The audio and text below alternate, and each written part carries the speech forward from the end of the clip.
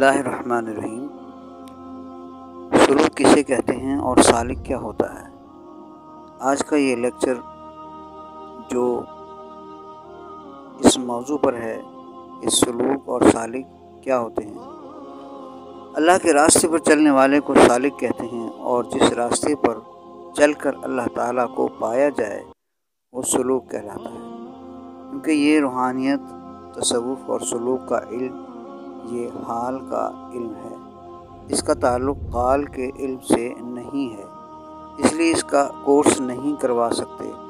1 مہینے میں یا 2 مہینے میں لوگوں کو بلا کر تصوف اور روحانیت کو سمجھا دیا جائے، ایسا نہیں ہوتا۔ اس کا مطلب یہ ہے کہ انسان کے اندر کیفیتیں پیدا ہوتی ہیں، لہذا اس راستے کو عبور کرنا پڑتا ہے، اور اس کیفیات کو اور نیک اعمال کرنے کے طریقوں کو کسی صاحب نسبت، شیخ یا کسی اللہ والے کی صحبت میں اسے سیکھا جاتا ہے۔